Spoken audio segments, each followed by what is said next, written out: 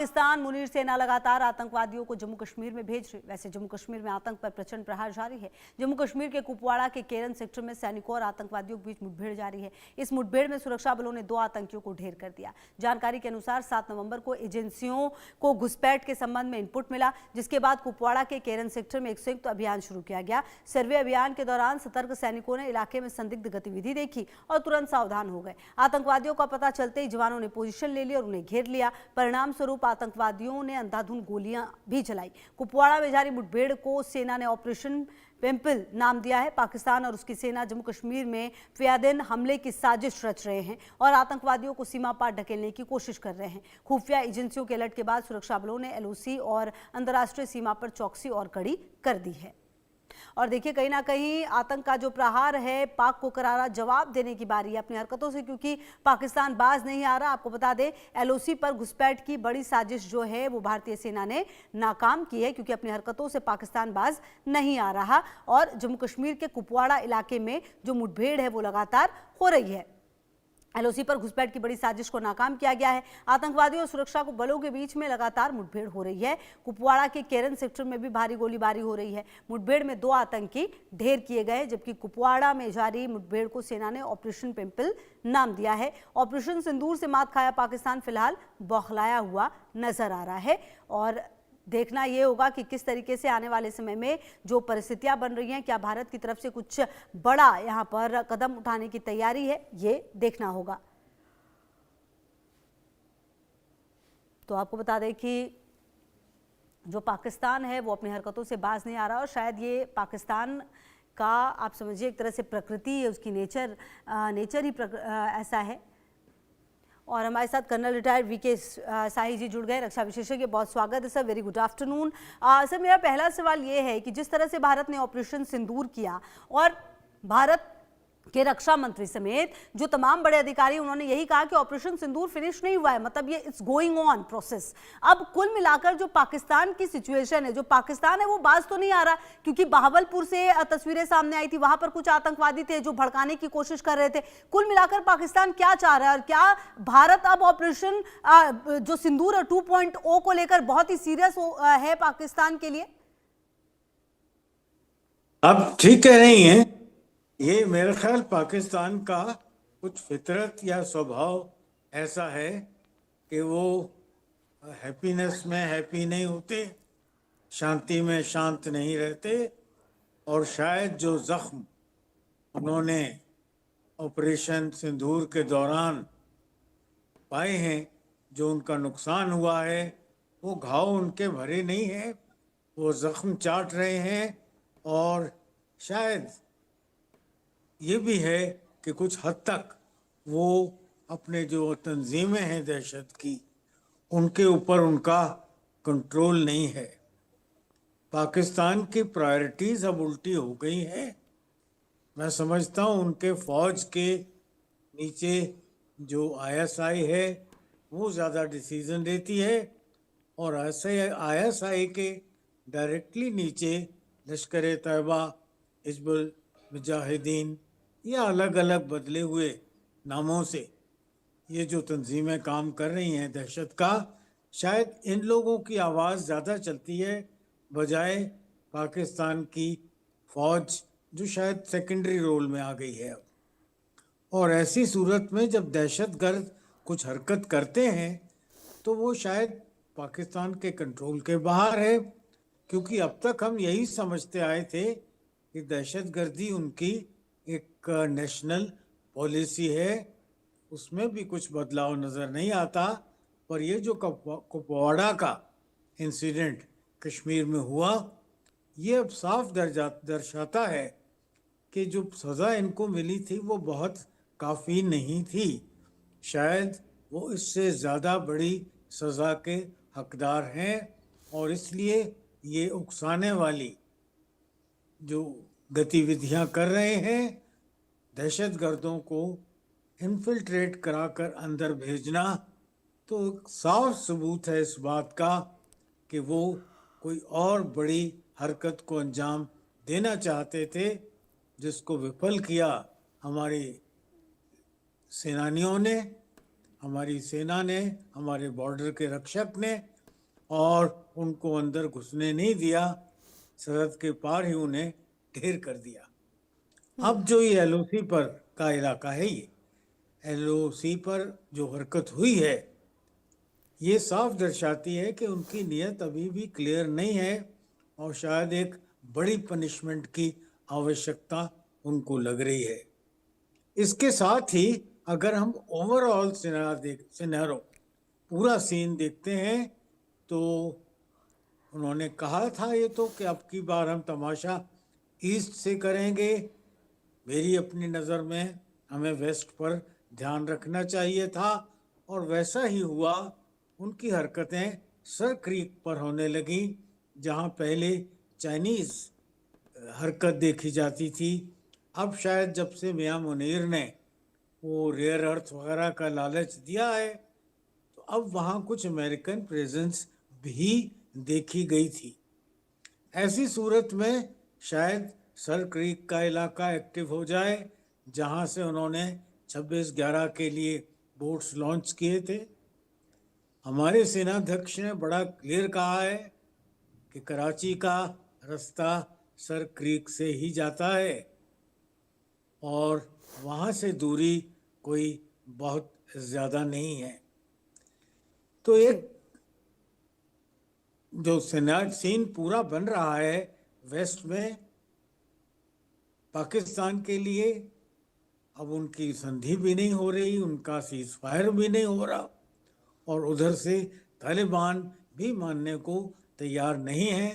तहरीके तालिबान पाकिस्तान अपने अटैक किए जा रहे हैं, बलोची अपने अटैक किए जा रहे हैं और ऐसी बौखलाहट में पाकिस्तान के पास उनके दिए हुए पुराने दो ही नुस्खे आ जाते हैं, या कश्मीर का राग अलापो या एक एंटी हिंदू सेंटिमेंट बनाकर अपने लोगों को इकट्ठा करने की कोशिश करो।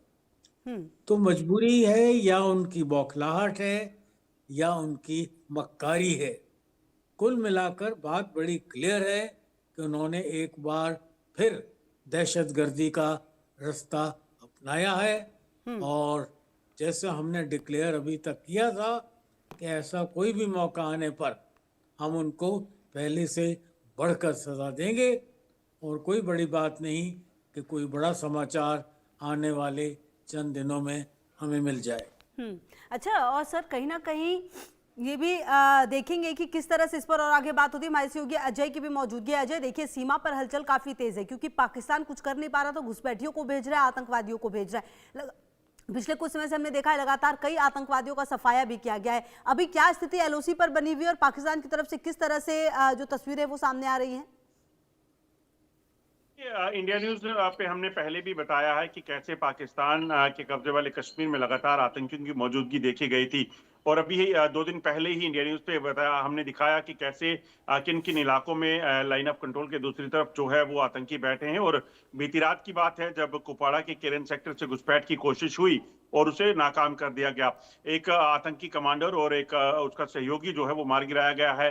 भारी मात्रा में हथियार और गोला बारूद बरामद हुए हैं। M4 कार्बाइन राइफल जैसी जो वेपन है जो आतंकी कमांडरों की दी जाती है वो बरामद की गई है। दरअसल इन चीजों को देखकर साफ हो जाता है कि पिछले कुछ समय से जो लगातार एक्टिविटी चल रही थी और खासतौर पे ऑपरेशन सिंदूर के बाद जब पाकिस्तान में बैठे आतंकी और आतंकी कमांडरों के ठिकाने और उनके साथ साथ जो एयरबेसेस थे उनको तबाह किया गया, उसके बाद पाकिस्तान बौखलाया हुआ है। और बौखलाने की वजह ये कि अपने अंदरूनी हालात में सुधार नहीं पा रहा, लोगों को महंगाई से राहत दे नहीं पा रहा, सियासी हलचल जो है वो बहुत ज्यादा है और इमरान खान की पार्टी लगातार शहबाज शरीफ के लिए परेशानी बनी हुई है और पाकिस्तान पूरे तरीके से एक्सपोज है।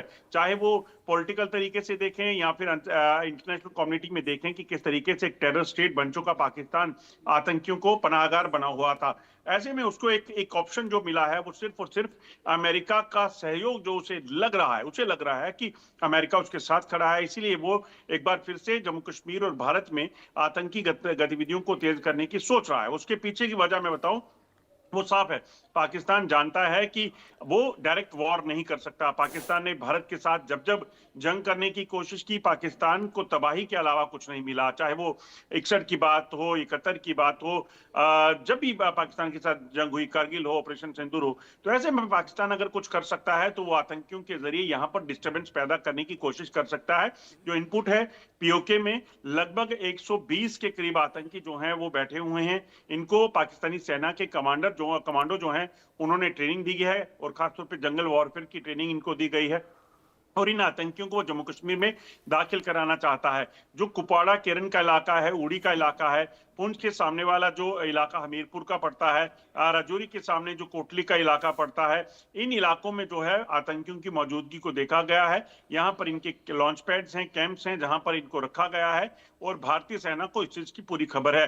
यही वजह है कि कल जब घुसपैठ की कोशिश हुई, उसे नाकाम कर दिया गया, और इस तरह की कोशिशें अगले आने वाले दिनों में और बढ़ने वाली हैं, जिसको लेकर तैयारी पूरी कर ली गई है। मगर सबसे बड़ी बात आपको बता दूं कि पाकिस्तान शायद ये भूल रहा है कि सरहद पर, लाइन ऑफ कंट्रोल पर, या जम्मू कश्मीर में की गई एक भी गलती, जो आतंकी हमले को लेकर अगर कोशिश हुई, तो उसका खामियाजा पाकिस्तान को एक बार फिर से ऑपरेशन सिंदूर 2.0 की तरह भुगतना पड़ेगा। बिल्कुल, आप रहिए अजय हमारे साथ। तो अच्छा वीके साई जी, देखिए जो पाकिस्तान कर रहा है, अगर हम पाकिस्तान के अंदर की बात करें सर, कुछ भी ठीक है नहीं। चाहे आप बलूचिस्तान को देख लीजिए, खैबर पख्तूनख्वा को देख लीजिए, सिंध इलाके को देख लीजिए, कई जगहों पर तो जो जेंजी है वो प्रदर्शन कर रही है, कई जगहों पर पाकिस्तानी आर्मियों की चौकियों को उड़ा दिया गया है, पाकिस्तानी आर्मी को खत्म किया जा रहा है, जो अफगानिस्तान से लड़ाई है उसको हम देख ही रहे हैं। कुल मिलाकर पाकिस्तान के अंदर कुछ भी ठीक नहीं है, बाहर कुछ भी ठीक नहीं है। यही इकलौती वजह भी हो सकती है कि वो एलओसी पर इस तरह की डिस्टर्बेंस क्रिएट करने की कोशिश कर रहा है। उसे लगता है कि वो इस तरह की डिस्टर्बेंस क्रिएट करके भारत को परेशान कर सकता है, जबकि उसका असल चेहरा सामने आता है। आप जब अपने ही देश में नहीं लड़ पा रहे हैं, आप अपने ही देश में बलूचिस्तान में बलूच को खत्म करने की कोशिश करें, जो कि आपके अपने लोग हैं, आपकी ये तो मानसिकता है। तो कुल मिलाकर पाकिस्तान की सच्चाई तो दुनिया के सामने है ही सर। सही कह रही हैं आप। एक चीज और जो देखने वाली है कि पिछले सालों और कई सालों से ये देखा जा रहा है कि जैसे जैसे सर्दी बढ़ती है, बर्फ पड़नी शुरू हो जाती है, तो ये जो इनके इन्फिल्ट्रेशन रूट्स हैं, जो पासेस हैं हाई माउंटेन्स में, वो बंद हो जाते हैं। और हर साल पाकिस्तान की ये कोशिश रहती है कि वो ज़्यादा से ज़्यादा इन्फिल्ट्रेटर्स को इस सीज़न में पार करा दें, और वो यहाँ आकर जो उनके पनाहगार हैं कहीं कहीं, वहाँ पर आकर छुप जाएं और खामोश रहें, और स्लीपिंग सेल की तरह बैठे रहें, और जब भी उनको पाकिस्तान से हिदायत मिले वो एक्टिव हो जाएं और दहशत के कारनामे सर अंजाम दें। ऐसी सूरत में ये ट्रेडिशनल इसी तरह से कई सालों से करते आ रहे हैं, और अब क्योंकि बर्फबारी शुरू हो गई है, सर्दी का मौसम भी बढ़ने लगी है, ठंड, ऐसी सूरत में अब वो बेतहाशा कोशिश करेंगे। और मैं अजय जडेजा जी से एग्री करता हूँ कि आने वाले कुछ समय में बहुत ज़्यादा दहशतगर्दों की इन्फिल्ट्रेशन की कोशिशें की जाएंगी, और बहुत चौकसी की ज़रूरत है। हमारे बॉर्डर के जो रखवाले हैं, बॉर्डर सिक्योरिटी फोर्स, एलओसी की तरफ तो फौज ही है, इन सब लोगों का आरआर की बटालियंस हैं, और भी स्पेशल फोर्सेस, कमांडो फोर्सेस, घातक भैरव बटालियंस, ये सब लगे हैं। तो इनको काफ़ी चौकस रहना पड़ेगा, और कोई भी इन्फिल्ट्रेशन जैसा 120 लोग या 100-150 लोग वहाँ पार इंतज़ार कर रहे हैं, पर एक कदम उससे आगे लेते हुए ऑप सिंदूर के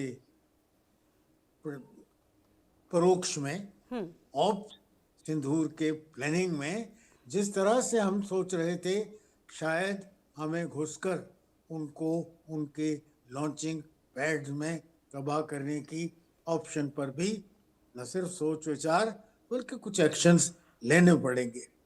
क्यों हम मौका देना चाहते हैं कि वो इन्फिल्ट्रेशन की कोशिश करें, कुछ शायद पार आ जाएं, यहाँ कुछ नुकसान पहुँचाएं, और फिर उनको राउंड अप करके मारा जाए।